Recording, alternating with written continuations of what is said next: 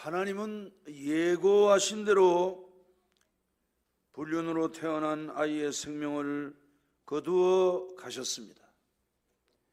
우리들이 언제나 잊지 말아야 됩니다. 죄는 우리에게 고통을 가져온다 하는 사실을 아셔야 됩니다. 그 이스라엘 백성들이 여리고를 점령할 때에 그 여호수아 7장을 보면은 이스라엘 자손들이 온전히 바친 물건으로 말미암아 범죄하였으니 유다 지파 세리의 증손 삽디의 손자 갈미의 아들 아간이 온전히 바친 물건을 가져갔음이라 여호와께서 이스라엘 자손들에게 진노하시니라. 그래서 결국은 아이성에서 이제 패하고 고난을 겪고 고통을 받는 이런 일들을 보게 됩니다. 그러므로 성경은 우리에게 말씀합니다. 내가 거룩하니 너희도 거룩하라. 할렐루야. 그래서 요한 1서 3장 3절을 보면은 이렇게 말씀하고 있습니다. 주를 향하여 이 소망을 가진 자마다 그의 깨끗하신 것 같이 자기를 깨끗하게 하느니라. 우리가 하나님께 소망을 두고 사는 사람들 아닙니까? 그렇기 때문에 그의 깨끗하심과 같이 자기를 깨끗하게 하는, 성결하게 하는. 그래서 늘 우리는 하나님의 말씀을 듣고, 그래서 하나님의 말씀을 물로 그러잖아요. 우리가 늘 물로 세수하고 목욕을 하고 씻어야 되잖아요. 그래서 에베소서 5장이 말씀하지요. 물로 씻어 말씀으로 정결하게 하사 거룩한 교회를 세우고 티나 주름 잡힌 것이 없이 보존되기를 원한다. 이렇게 말씀을 하고 있습니다. 또 요한일서 3장 9절을 보면은 이렇게 말씀합니다. 하나님께로부터 난 자마다 죄를 짓지 아니하나니 이는 하나님의 씨가 그의 속에 거함이요 그도 범죄하지 못하는 것은 하나님께로부터 났음이라. 하나님께로 난 자마다 죄를 짓지 않는다는 거예요. 왜냐하면 하나님이 그 씨를 그 속에 두었기 때문에. 그리고 요한일서 3장 10절을 보면 또 연이어서 이런 말씀합니다. 이러므로 하나님의 자녀들과 마귀의 자녀들이 드러나니 무릇 의를 행하지 아니하는 자나 또는 그 형제를 사랑하지 아니하는 자는 하나님께 속하지 아니하니라. 이제 우리가 하나님께 속했다고 하는 건 뭐냐면 의를 행하는 것입니다. 의는 뭐냐? 하나님께 늘 순종하는 거예요. 순종하는 것. 그래서 우리에게 순종이 되지 아니할 때, 순종이 되지 아니하는 하나님의 씨가 그 속에 있는 사람은 심령이 괴롭고 그 세상과의 단절을 하려고 하는 거죠. 그래서 디도서 2장 11절이 말하잖아요.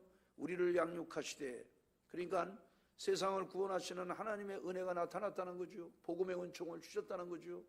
그래서 우리를 양육하시는데 경건하지 않은 것과 이 세상 정욕은 버리고, 그 경건하지 않다는 것은 바로 언거들리 이래가지고 예수님 같지 않다. 그래서 우리가 이 땅 위에 믿음의 생활은 거룩한 하나님의 자녀들은 이렇게 사는 것이다 라고 하나님이 직접 오셔서 둘째 아담으로 오셔서 우리들에게 모범을 보여주신 기록이 마태, 마가, 누가, 요한복음에 나옵니다. 그러니까 예수님이 사람으로 계시면서 사람이신 하나님, 그분이 예수님 아닙니까? 그분이 우리들에게 행한 예를 따라 살면은 되는 것입니다. 할렐루야. 그래서 우리가 그런 마음을 늘 가지고 우리 속에 불의함이라든지 하나님이 죄라고 하는 것은 sin is disobedience 그러잖아요. 죄는 불순종이기 때문에 그런 마음이 있을 때 늘 하나님 앞에 괴로워하고, 그래서 오호라라는 공고한 사람이로다. 누가 이 사망의 몸에서 나를 건져내랴. 우리 마음으로는 하나님의 법을 즐거워하지만 우리의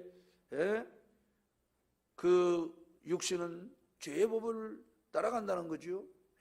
그래서 늘 하나님 앞에서 자기 자신을 돌이키고 거룩하게 살려고 하는 의지를 가지고 있는 사람, 이것이 바로 하나님께로 난 자라 그 말입니다, 여러분. 할렐루야. 그래서 결국은 이제 하나님이 이 아이를 불러갔다는 게 본문 14절에 있는 내용입니다. 14절이 이렇게 말합니다. 이 일로 말미암아 여호와의 원수가 크게 비방할 거리를 얻게 하였으니 당신이 낳은 아이가 반드시 죽으리이다. 오늘 우리에게는 하나님의 명예가 달려 있어요. 자기 이름, 하나님의 이름으로 우리가 구원받은 하나님의 사람이기 때문에. 그래서 목사가 무슨 큰 범죄를 했다든지 또는 우리 장로님들이 범죄를 했다든지 이러면은 그만큼 그 리더였던 사람들, 높은 지위에 있던 사람들, 많은 사람들을 리더했던 사람이 범죄하면은 비방할 거리가 커지는 거예요. 그러니까 여러분들이 세상에서 비방을 받으면 안 됩니다, 여러분. 예, 무슨 말씀인지 아시겠죠? 그러니까 다윗이 이렇게 범죄하니까 세상으로부터 비방거리를 받게 했기 때문에 그 아이를 죽였다 그 말이에요. 그러니까 여러분들이 어디에서든지 칭찬을 받는 선을 행하고, 할렐루야. 그리고 이제 대신 은혜를 베푸사 하나님이 솔로몬을 주시는 장면이 24절에서 25절에 있는 말씀이죠. 사람이 기억해야 됩니다. 이 죄라고 하는 것이 어느 날 갑자기 되어지는 게 아닙니다. 결국은 이제 욕심이 잉태하죠. 그러면 욕심이 잉태한 즉 죄를 낳고 죄가 장성한 즉 사망을 낳느니라 그러는데, 중국 역사상 가장 포악한 정치를 한 사람이 누구냐? 은나라 주왕입니다. 우리 진시황 그러잖아요. 근데 이 사람이 이제 어느 날 이제 그 상아 젓가락을 만들었다는 거예요. 상아가 얼마나 귀한 겁니까? 그러니까 그 당시에 현자, 아주 지혜로운 사람, 기자라는 사람이 이제 걱정을 하는 거예요. 그리고 왕께 진언을 합니다. 왕이여, 사치하시면 안 됩니다. 그러니까 상아 젓가락을 만들었으면은 이제 그 상아 젓가락을 써야 되니까 그릇을 준비해야 될 것 아닙니까? 그러면 이제 상아 젓가락이 그렇게 귀한 거니까 그릇도 뭐 금그릇이나 은그릇을 만들어야 될 것 아닙니까? 그리고 좋은 그릇을 만들면은 거기에 담아 먹을 음식을 또 진귀한 음식을 만들어야 될 것 아닙니까? 사람이 진귀한 음식을 먹으려면은 또 옷도 또 그럴듯한 옷을 입어야죠. 그리고 옷을 화려하게 입으면 또 집도 그렇게 해야 될 것이고, 그래서 결국은 왕이여 이게 사치로 가는 길이니까 제왕은 검소하셔야 됩니다. 그런데 말을 듣지 않는 거예요. 그래서 결국은 주나라 무왕에게 망했다. 그래서 노자는 뭘 이야기했냐면은 작은 잘못을 미리 깨닫고 고칠 수 있는 사람은 결코 망하지 않는다. 바로 무왕, 이 주왕, 은나라 주왕이 잘못해서 주나라 무왕에게 망한 사실을 놓고 노자라는 사람이 말한 것입니다. 그러니까 우리가 적은 죄, 이게 욕심이 돼가지고 자꾸 이게 잉태하면은, 욕심이 자꾸 잉태하면 죄가 되는 거예요. 그러니까 여러분들이 욕심을 버려야 돼요, 욕심을. 근데 대신 우리가 성실하게 일하고, 하나님이 지금 여러분들에게 주신 복은 여러분들에게 맞게 주신 복이에요. 그래서 분복이라고 얘기를 하는 거예요. 그러니까 내가 받은 복을 감사하고, 범사에 감사하고, 아멘. 그리고 이제 우리가 또 성실하게 노력을 하면서 거기에 주시는 복을 따라 사는 거예요. 사람은 억지로 사는 게 아닙니다. 욕심이라는 게 뭡니까? 내가 수고하지 아니한 것을 가지려고 하는 것, 그게 욕심이에요. 예. 그러니까 그런 욕심을 갖지 않도록 그렇게 해야 되는 것이죠. 자, 다윗은 하나님께서 이제 그 아들을 치시니까, 예, 금식하면서 기도하였음에도 불구하고 이미 작정하신 대로 죄의 열매인 아이의 목숨을 거두어가 버렸다. 예. 이게 이제 15절에서 18절까지 있는 내용이죠. 그런데 우리는 이러한 본문에서 다윗의 신앙 인격이 완전히 회복된 것을 확인할 수 있는데 두 가지로 알 수가 있습니다. 첫째는 그의 양심이 회복이 된 겁니다. 양심이라고 할 때 양자가 무슨 양자냐면 어질 양자를 씁니다. 그래서 어질다고 하는 말은 뭐냐? 어질다고 하는 말은 너그럽고 덕행이 있다, 그게 어진 사람이에요. 포악한 사람을 어질다고 이야기를 하지 않습니다. 그러면 양심이라고 하는 건 뭐냐? 어떤 행위에 대해서 옳고 그른 선과 악을 구별하는 도덕적 의식이나 마음씨, 이걸 갖다 뭐라고 하느냐? 양심, 이렇게 말하는 거예요. 예? 그래서 잘못된 사람 보고 우리가 뭐라고 얘기합니까? 양심이 부패했어 이래가지고 양심에 털났어 그러잖아요. 예? 그 양심이 잘못된 거예요. 그런데 덕행이 높다 그럴 때 뭐 merciful 이렇게 해서 자비 뭐 이렇게 표현을 하죠. 예? 먼저 그의 양심의 회복을 볼 수 있는데 16절을 보면은 이렇게 증언하고 있습니다. 다윗이 그 아이를 위하여 하나님께 간구하되 다윗이 금식하고 안에 들어가서 밤새도록 땅에 엎드렸으니, 그렇게 말하고 있습니다.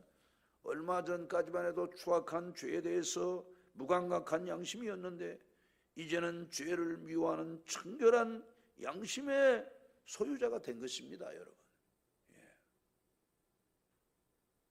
그 다음으로 하나님께 순복하는 자세를 보게 됩니다. 이 순복이라고 하는 말은 따를 순자에 이 옷복자를 씁니다. 예. 그래서 이 순복이라는 말은 순순히 복종하다. 뭐 옷이라고 하는 게 걸치는 대로 있는 것 아닙니까? 그렇죠. 옷이 아이나 성질을 하는데 이래가지고 제 멋대로 그러지 않잖아요. 옷은 입는 대로 있잖아요. 입는 대로. 그게 순복이라는 말이 바로 그런 말입니다. 그러니까는 이 챔버스라고 하는 분은 말했어요. 그 순복은 인생의 가장 큰 갈림길이다. 그렇게 말을 했어요. 그래서 이 순종이라고 하는 것은 의지에 순복을 해야 한다. 그러면서 세 가지를 얘기했는데 하나님께서 베푸신 구원 역사에 대한 우리의 반응, 이것이 뭐냐? 그게 순복이다. 그거예요, 순복. 그래서 믿기만 하면 구원을 받는 거예요.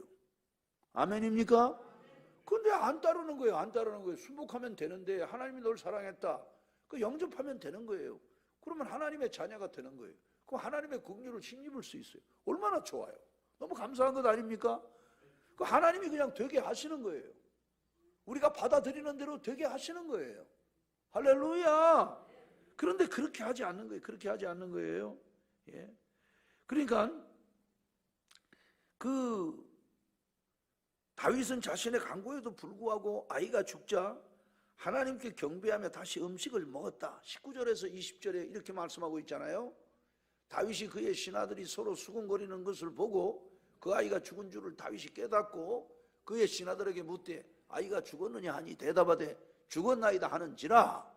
다윗이 땅에서 일어나 몸을 씻고 기름을 바르고 의복을 갈아입고 여호와의 전에 들어가서 경배하고 왕궁으로 돌아와 명령하여 음식을 그 앞에 차리게 하고 먹은지라. 예. 한 번 죽은 아이는 돌아올 수 없는 거예요. 그는 하나님의 결정을 인정한 겁니다. 그게 이제 22절에서 23절에 이렇게 기록이 되어져 있습니다. 이르되 아이가 살았을 때에 내가 금식하고 운 것은 혹시 여호와께서 나를 불쌍히 여기사 아이를 살려주실는지 누가 알까 생각함이거니와 지금은 죽었으니 내가 어찌 금식하랴. 내가 다시 돌아오게 할 수 있느냐. 나는 그에게로 가려니와 그는 내게로 돌아오지 아니하리라. 예. 우리는 여기에 이 다윗의 모습 속에서 하나님의 뜻을 어기고 자신의 소욕대로 행하던 다윗이 이제는 변화돼서 하나님의 뜻에 절대 순종하는 신앙이 회복되었음을 보게 되는 것입니다. 한편 이후에 하나님은 다윗에게 솔로몬이라는 귀한 아들을 선물로 주셨다는 게 24절에서 25절에 있는 말씀입니다. 하나님께서는 진정한 회개자의 예죄는 기억하시지 않는다는 것이죠. 근데 인간은 그렇지 않습니다. 인간은 2절만 하면 너 옛날에 그런 거 알지? 이래가지고 공갈치고 그렇게 해요. 안 그래요? 그런 얘기하면 안 됩니다. 용서하면 딱 끝나야 되는 거예요. 그죠? 근데 아니야. 이 시편 103편 12절을 보면은 하나님은 이렇게 말씀하고 있습니다. 동이 서에서 먼 것 같이 우리의 죄가를 우리에게서 멀리 옮기셨으며, 동에서 서가 먼 것처럼 하나님은 우리들의 죄가를 옮겨버리셨다. 그래서 이사야 1장 18절을 보면 이렇게 말씀하고 있습니다. 여호와께서 말씀하시되 오라 우리가 서로 변론하자. 너희 죄가 주홍 같을지라도 눈과 같이 이어질 것이요 진홍같이 붉을지라도 양털같이 희게 되리라. 하나님이 용서하신다 그 말이에요. 그리고 회개한 자에게 풍성한 복을 내리시는 은혜로운 하나님이심을 보여주는 말씀이 호세아 14장 1절부터 8절은 이렇게 증언하고 있습니다. 이스라엘아 내 하나님 여호와께로 돌아오라. 내가 불의함으로 말미암아 엎드려졌느니라. 너는 말씀을 가지고 여호와께로 돌아와서 하르기를 모든 불의를 제거하시고 선한 바를 받으소서. 우리가 수송아지를 대신하여 입술의 열매를 주께 드리리이다. 우리가 아수르의 구원을 의지하지 아니하며 말을 타지 아니하며 다시는 우리의 손으로 만든 것을 향하여 너희는 우리 신이라 하지 아니하오리니 이는 고아가 주로 말미암아 국류를 얻음이니이다 할지니라. 내가 그들의 반역을 고치고 기쁘게 그들을 사랑하리니 나의 진노가 그에게서 떠났음이니라.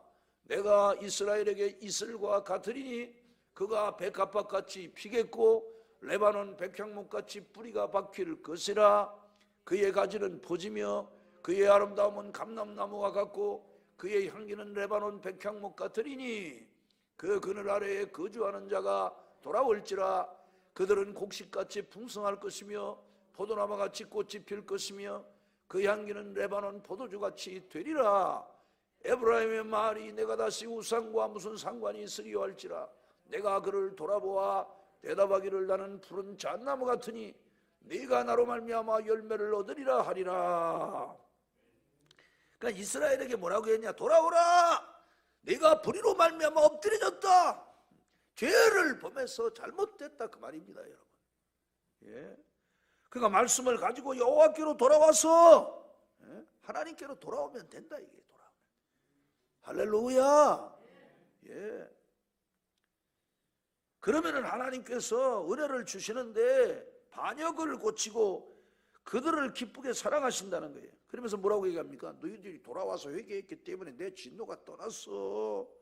그러면서 내가 그들에게 이슬과 같으니, 이슬이라고 하는 것은 미가서 6장도 이야기하고 있지만 모든 만물이 철따라 우르르 내려 비가 내리고 이슬이 내리고 사막에 비가 오지 않습니다.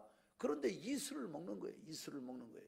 그래서 우루들이, 그래서 그 사막의 초목들이 말이죠, 시냐일 반도로 가면 그 초목들이 밤새 내린 이슬로 그렇게 하는 거예요. 이슬은요 언제 내리는지 몰라요.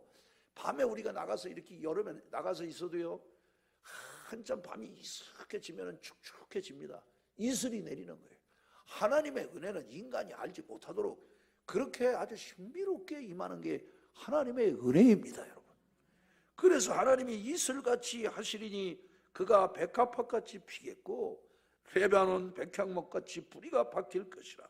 그의 가지는 퍼지고 그의 아름다움은 감람나무와 같고 그 향기는 레바논 백향목 같으리니 그 그늘 아래 거주하는 자가 돌아올지라. 그들은 곡식같이 풍성할 것이며 포도나무같이 꽃이 필 것이며 그 향기는 레바논의 포도주같이 되리라. 막 하나님 의지하고 바벨론 의지하고 세상 의지하고 막 이랬던 사람들이 그래서 불의해지고 그래서 얻어터지고 그래서 고난을 당하고 그래서 역경을 당하고 그래서 슬픔을 당했던 그들이 딱 돌아오니까 하나님이 회복의 은혜를 주셨다 그 말입니다, 여러분. 할렐루야. 그래서 우리 누가복음에 예수님이 또 말씀했잖아요. 탕자가 돌아왔는데 잘해줬다는 얘기. 제가 여러분들이 뭐라고 얘기하면 뭐라고 합니까? 한번 따라하겠습니다. 잘해줄게. 잘해줄게. 하나님은 돌아오는 자에게 잘해주시는 하나님이에요. 아주 잘해주신다. 누가복음 15장 22절 23절을 보면 이렇게 하나님이 잘해주신다니까요. 아버지는 종들에게 이르되 제일 좋은 옷을 내어다가 입히고 손에 가락지를 끼우고 발에 신을 신기라. 그리고 살진 송아지를 끌어다가 잡으라. 우리가 먹고 즐기자. 그러니까 이 아들이 돌아왔는데 제일 좋은 옷을 입히고 자기 소중한 재산을 다 탕진하고 돌아온 아들이잖아요. 아버지의 마음을 그냥 숫댕이처럼 그냥 새까맣게 타게 했던 그런 못된 아들인데 손에 가락지를 끼우고 발에 신을 신기고, 이 가락지를 끼웠다고 하는 것은 우리가 그 왕이 됐다고 할 때 그 인장 반지를 탁 끼워주잖아요. 이건 완전히 아들의 신분을 회복했다는 거예요. 그리고서 발에 신을 신겼다. 신이라고 하는 것은, 이거 노예는 신이 없잖아요. 노예는 신을 신으면 도망가기 때문에 신을 신었다고 하는 것은 평안의 복음에 예비한 것으로 신을 신었다고 하는 건, 이건 하나님의 은총을 이야기하는 것입니다, 여러분. 할렐루야. 그래가지고 막 뭐라고 얘기합니까? 하나님이 살찐 송아지를 끌어다가 잡고 먹고 즐기는, 이게 신앙생활이에요. 하나님께서 예비하신 하나님의 은총을 날마다 신령한 식탁에서 먹고 즐기는, 이것이 뭐냐? 이것이 신앙생활입니다, 여러분. 그래서 요한일서 1장 9절을 보면 이렇게 말씀하고 계시는 것입니다. 만일 우리가 우리 죄를 자백하면 그는 미쁘시고 우루사 우리 죄를 사시며 우리를 모든 불의에서 깨끗하게 하실 것이고, 죄를 사해 주시면 하나님이 우리를 깨끗하게 하시는 것입니다, 여러분. 이제 말씀을 정리하고자 합니다. 회개와 같이 아름다운 게 없어요. 회개. 그래서 세례 요한도 마태복음 3장 1절 이하를 보면은 이렇게 말합니다. 그때의 세례 요한이 이르러 유대 광야에서 전파하여 말하되, 그리고 한 게 뭡니까? 회개하라, 천국이 가까웠느니라, 이렇게 얘기한 거예요. 예수님도 마가복음 1장 15절에서 이렇게 말씀하셨습니다. 이르시되 때가 찼고 하나님의 나라가 가까웠으니 회개하고 복음을 믿으라 하시더라. 베드로도 사도행전 2장 38절에 이렇게 말했습니다. 베드로가 이르되 너희가 회개하여 각각 예수 그리스도의 이름으로 세례를 받고 죄사함을 받으라. 그리하면 성령을 선물로 받으리니. 죄를 지면 성령을 선물로 받습니다, 여러분. 죄가 있으면 성령 충만하지 않아요. 성령 충만하면 성령은 자유하게 하는 영이고, 성령은 하나님의 깊은 것을 통달하고 하나님으로부터 풍성한 은총을 누리게 하시는 분이 성령 하나님이시기 때문에, 아멘. 그래서 성령 충만하면 되는 것입니다. 기도가 되고 전도가 되고 섬김이 되고 나눔이 이루어지고 기도가 되고 예배가 되어지고, 성령 충만하면 예배 시간이 즐겁고, 성령 충만하면 삶 자체가 즐겁고, 삶이 무료하지 아니하고, 우리들의 영혼의 방황이 끝나고 항상 마음이 헛헛하고 허망하고 이런 게 아니에요. 꽉 찬 인생으로 살게 하시는 것, 이게 뭐냐? 성령 충만입니다. 그러니까 우리가 뭔가 이렇게 부족한 듯하고 늘 불안하고, 왜 그러냐? 죄가 있기 때문에 그런 거예요. 죄가 있기 때문에. 그 죄가 있는 사람 속에 만족이 없어요. 내가 뭐 별로 걱정할 것도 없는데 괜히 불안하고 그럴 때 있어요, 없어요? 없어요? 있잖아. 있죠. 그게 다 뭐 때문에? 죄 때문에 그런 거예요. 죄 때문에. 사망의 그늘이 내게 와 있으면 그렇다니까요. 그래서 주의 말씀이 내 발에 등이고 빛이라고 하는 거예요. 그래서 여러분들이 이번에 어제 이제 앞으로 이제 우리도 그렇게 해야 되겠다. 전 잘하는 건 늘, 어제 그 와우리 교회 임직 언신 예배가 있었어요. 그리고 또 교회가 이제 또 성장을 하니까 또 이제 분립도 개척하고 뭐 이러는데, 그 장로, 안수집사, 권사 다 나와가지고 성경을 한 39절을 암송하더라고요. 성경의 가장 헌신의 고백 이래가지고 마지막에 나와서 2시간을 넘게 행사를 하는데, 마지막에 나와서 난 성경 한 구절을 끝냈죠. 내가 이제 그리스도와 함께 십자가에 못 박혔나니 그런즉 이제는 내가, 이거 하나 해는 줄 알았더니 세상의 마지막에 모든 성경은 하나님의 감동으로 된 것으로 막 이래가지고 그 믿음, 소망, 사랑, 그러니까 성령의 9가지 열매에 대한 그걸 쫙 해가지고 성경을 한 3구절씩 그냥 이렇게 해서 쫙 암송하고, 이야, 너무 멋지더라고요. 권사님들, 연세 많은 할머니들 그거 외우냐고 혼났겠어. 근데 일체감 있게 다 고백하니까 이 말씀이 치료하는 광선이고 말씀이 생명이고, 그러니까 말씀이 요 귀에만 머무르면 안 됩니다. 마음에 임해야, 그래야 살리는 영이 되는 거예요. 그래야지 능력이 있고 거기서 좋은 생각이 나오고 거기서 신령한 힘이 생기는 것이에요. 생각만 가지고는 안 돼요. 여기 마음에 있을 때 여기에서 좋은 생각이 나오는 거예요. 그래서 말씀이 늘 우리의 심령에 있어야 하는 것입니다, 여러분. 자, 본문을 통해서 회개가 주는 은총을 간단하게 정리하고 마치겠습니다. 여러분, 회개한다는 것은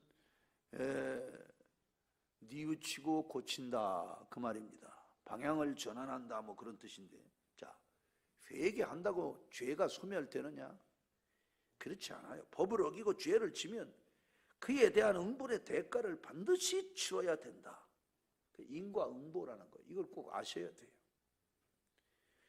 우리가 죄를 회개하면 용서하시지만 범죄로 생긴 상처와 흠은 흉터가 그대로 남는다 하는 것을 아셔야 돼요. 다만 회개는 하나님의 은총의 그늘에 거하는 길임을 믿으셔야 합니다.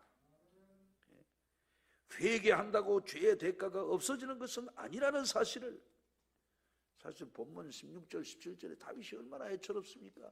그가 왜 7일 동안 금식했습니까?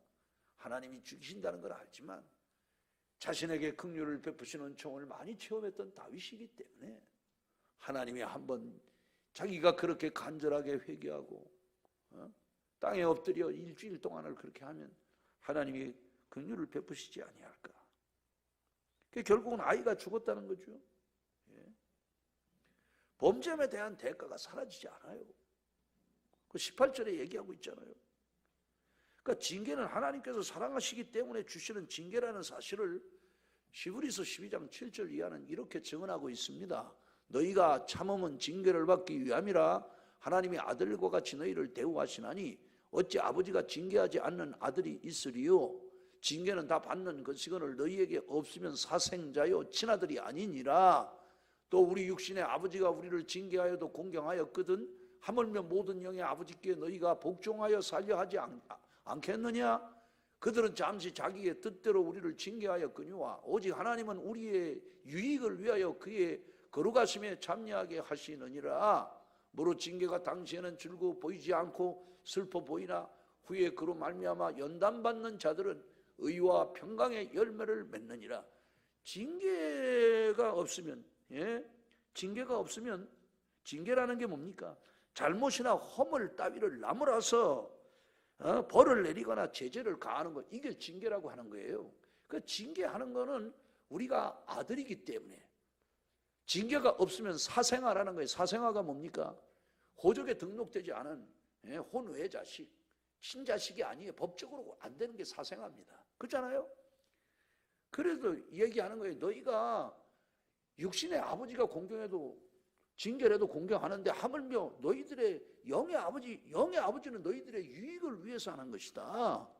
그러면서 결국은 징계를 잘 받으면 한번 따라합시다. 의와 평강의 열매. 그렇습니다, 여러분. 우리들의 삶에 모든 것을 채우시는 이 모든 것, 의와 평강의 열매로. 그래서 우리들의 의식주만 있으면 뭐합니까? 마음이 편해야지. 평안하지 않으면 하루를 살아도 평안해야지요. 성령은 평강의 영이잖아요. 할렐루야. 회개하는 자에게 축복의 길을 예비하는 사랑의 징계가 임하는 것입니다. 인간의 범죄를 다루시는 하나님의 방법, 그게 뭐냐? 징계입니다. 징계. 그러니까 우리가 죄를 지면 안 돼요. 죄를 지면 안 돼. 그리고 죄를 지면 반드시 회개하고, 죄를 지면은 응분의 대가를 받는다는 걸 꼭 아셔야 돼요. 그래서 무슨 일이 생기면 얼른 깨달아야 돼요. 아차, 잘못했구나. 그래가지고 하나님 돌아갑니다. 아멘. 무슨 일이 있으면 가까이 있는 사람들이 아프거나 다치거나 무슨 또 애들이 아프거나 이러면은 저도 가슴이 덜컹해요. 성도들이 잘됐다 그러면 감사하는데 성도들이 잘못했다 그러면은 아차 싶고, 내가 뭘 잘못했나? 이게 히브리서 13장 17절에 그러잖아요. 인도하는 자들은, 목회자는 성도가 잘못되면 자기가 범죄한 자인 것, 자기가 회개할 자인 것처럼 그렇게 한다는 것 아닙니까, 여러분? 그러니까 얼른 깨달아야 돼요. 아멘. 시편 49편 20절에 인간이 종기에 처하나 깨닫지 못하는 사람은 도살장으로 끌려가는 짐승과 같다는 거예요. 깨닫는 게 은혜입니다, 여러분. 그 다음에 이제 회개하면 관계가 회복되는 것입니다. 회복이 뭡니까? 원래의 좋은 상태로 되돌리거나 원래 상태를 되찾는 것. 그래서 이제 예를 들어 가지고 건강했잖아요. 건강했는데 병이 났어요. 나은 걸 뭐라고 얘기합니까? 회복됐다고 얘기하잖아요. 회복됐다. 예? 그래서 하나님은 언제든지 회복의 은혜를 주시는 하나님입니다, 여러분. 고치시기 때문에, 늘 고치시기 때문에. 그래서 예배 시간을 따라합시다. 회복의 시간. 그렇습니다. 그래서 예배에 나오면 하나님이 막 동력을 주시는 거예요. 막 힘을 주시는 거예요. 막. 연약한 자에게 힘을 주시고 피곤한 무능한 자에게 힘과 능력을 더하시는, 그래서 동력을 주시는 것입니다. 할렐루야. 예배가 무슨 시간이라고요? 그렇습니다, 여러분. 회복의 시간. 그래서 회복하면은 그 병원에서도 아주 좋은 거를 이렇게 마치는 거 아닙니까? 뭐 닌게르를 하고 포도당을 넣고 또 그 뭐 비싼 거 있잖아요. 예? 그런 거 자꾸 이렇게 놔줘가지고 회복하잖아요. 회복. 예? 그러니까 여러분들이 다른 걸로 회복되지 않아요. 말씀으로 회복되는 거예요. 말씀으로. 이사야 59장 1절 2절이 이렇게 증언하고 있습니다. 여호와의 손이 짧아 구원하지 못하심도 아니요 귀가 둔하여 듣지 못하심도 아니라 오직 너희 죄악이 너희와 너희 하나님 사이를 갈라놓았고 너희 죄가 그의 얼굴을 가리워서 너희에게서 듣지 않으시게 함이니라. 그러니까 죄가 막았다 이거. 그래서 이사야가 이사야 1장 18절에 이렇게 말씀하는 거예요. 이사야 1장 18절이 이렇게 말씀합니다. 예? 뭐라고 얘기합니까? 오라 우리가 서로 변론하자. 너희 죄가 진홍 같을지라도 눈과 같이 여실 것이다. 진홍같이 붉을지라도 양털같이 희게 한다. 그렇게 말씀하는 거예요. 그러면서 시편 32편 5절을 보면은 이렇게 말씀하고 있어요. 내가 이르기를 내 허물을 여호와께 자복하리라 하고 주께 내 죄를 아뢰고 내 죄악을 숨기지 아니하였더니 곧 주께서 내 죄악을 사하셨나이다. 숨기지 않고 다 고백했더니 사해 주셨다 이거예요. 용서해 주셨다 이 말입니다, 여러분. 그 용서받아야 관계 회복이 되는 것입니다, 여러분.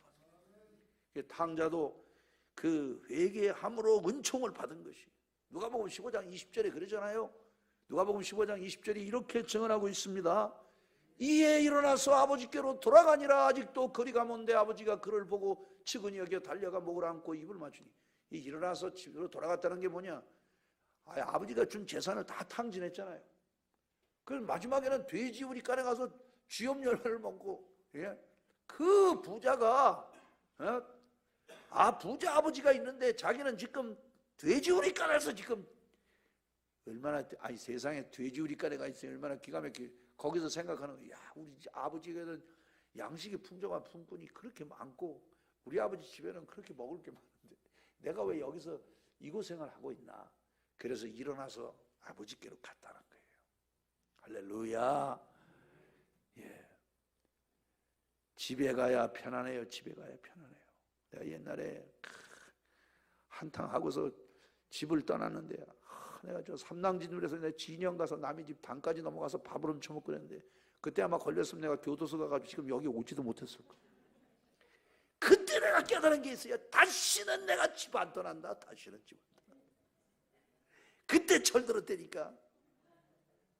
그 철들었다가 또 조금 또 그래가지고 또 있다가 싸가지가 없어가지고 또 그러니까 하나님이 또 확 때려가지고 절대로 안 그러겠습니다. 그래서 하나님이 저를 27살에 신학교를 졸업해가지고 권선동에 보내신 거예요. 일찍 철들게 한 거예요. 집이 세상에 아무리 좋아도요. 그래서 제가요 어디 가면요 뭐 아시는 분들 다 알 겁니다. 부산에서 집회를 하고 끝나도요 호텔 좋습니다. 그러면 마지막 날 호텔에서 또 잘 것 같은데 안 그래요. 이번에도 마찬가지예요. 김천이 이제 좋아져가지고 혁신도시가 생겼잖아요. 혁신도시에 제일 좋은 호텔. 예? 그 뭐 호텔에서 밥 주고 다 했는데도 뭐 금요일 날 끝나고 제가 꼭 밤에 옵니다. 왜? 아무리 좋아도 우리 집만 못하다니까. 예? 그래서 제가요 부산에서도 옵니다. 부산에서도 5시간 6시간을 그냥. 예? 영양의 수비 같은데 얼마나 먼 데입니까 여러분. 그 1월산 근처에서 나오려면은, 예? 밤새도록 달려와도 옛날에 고속도로 없을 땐 6시간 걸리는데도 집에를 와요. 집에를 새벽 2시에 들어와도 집에 와야 편하다니까. 집에 와야. 할렐루야. 주께로 돌아가야 돼요. 아버지의 품에 안기면 그때 안식이 있어요. 인간은 하나님이 흙으로 빚으셨기 때문에, 하나님 그 코에 생기를 불어넣기 때문에 인간은 하나님 품에 있을 때 편안해요. 절대로 평안이 없어요. 속으면 안 돼요 여러분. 그러니까 주님 안에 말씀, 너희가 내 말에 거하고 내 말이 너희 안에 거하면 무엇이든지 원하는 대로 구하라. 할렐루야. 그런데 엘리의 아들 흠니와 비느하스는 회개하지 않았어요. 사무엘상 2장 25절을 보세요. 회개하지 아니하니까 이런 일들이 생기잖아요. 사람이 사람에게 범죄하면 하나님이 심판하려니와 만일 사람이 여호와께 범죄하면 누가 그를 위하여 간구하겠느냐 하되 그들이 자기 아버지의 말을 듣지 아니하니 이는 여호와께서 그들을 죽이기로 뜻하셨습니다. 그러니까 죽을 놈들은 말을 안 들어요. 그걸 알아야 돼요. 천수를 누리지 못하고 중간에 죽어야 될 사람들은 순종하지 않아요. 말을 듣지 않아요. 무슨 얘기인지 아시겠죠? 그 심판 중에 제일 무서운 게 뭡니까? 마음이 강팍해진 거. 그래서 하나님의 말씀을 들어도 깨달음이 없어요. 회개 안 해. 하나님이 회개하는 사람은 살려주기로 작정한 거예요. 무슨 말씀인지 아시죠? 내 마음에 그냥 금방 깨달음이 와. 하나님 잘못했습니다.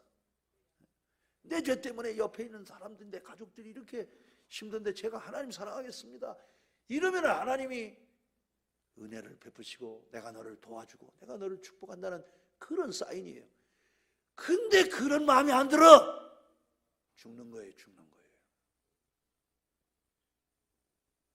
마태복음 19장 22절을 보면 이렇게 말하고 있어요.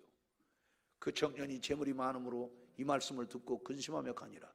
아니 말하면 들어야 될 것 아닙니까? 야, 네 있는 것을 다 팔아 가난한 자에게 주라 그러면 논아주면 될 것 아닙니까 여러분? 뭐 돈 다 쥐고 있다고 내 겁니까?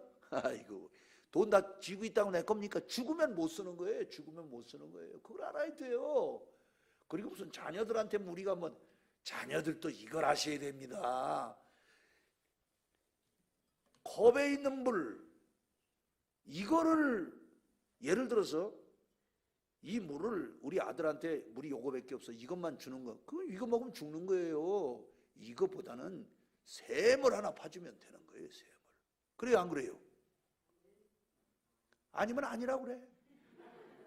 그러면은 그냥 늘 좋은 물 먹는 거예요. 늘 좋은 물. 주님이 축복의 원천 아닙니까? 예? 그 나를 믿는 자는 성경에 이렇게 급에서 생수의 강이 난다는 거예요. 그 생수의 강이 나면은 늘 동력이 생기는 거예요. 좋은 아이디어가 나오는 거예요. 누구에게서? 성령 하나님에게서 나오는 거예요. 삶의 지혜가 생기는 것입니다, 여러분. 그래서 예배를 듣고 말씀을 들으면 그렇구나. 눈이 뜨여지는 거예요. 그러면서 보이는 거예요. 보이는 거예요.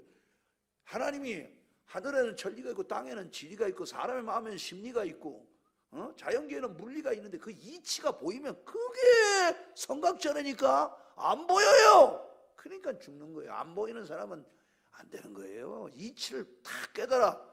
그게 지혜입니다. 그게 지혜. 예수가 지혜예요. 예수님이 하나님의 지혜입니다. 고린도전서 1장 24절 31절에 나오잖아요. 예수는 하나님의 지혜, 하나님의 능력이라고 그러잖아요. 그래서 하나님의 지혜로 충만해지는 게 뭐냐? 성령 충만입니다, 여러분. 다른 게 아니에요. 그걸로 충만해지면 되는 거예요. 그때부터 어둠이 걷히고 생활이 되고 형통한 길이 열려지는 것입니다, 여러분. 아우토반이 열리는 거예요. 아우토반이 달리는 것입니다, 여러분. 가속도가 붙는 것입니다. 하나님의 은총이 주어지는 것입니다, 여러분. 한 가지 더 말씀드리면 회개하면 계속되는 은총을 경험하는 것입니다. 은총이 뭡니까? 예? 은혜 은자에 받을 총자 아닙니까? 하나님의 사랑을 받는 것입니다. Grace, bless. 하나님의 은혜와 축복을 하나님이 주시는 거예요. 여러분, 하나님 앞에 회개가 필요치 않은 사람 없습니다.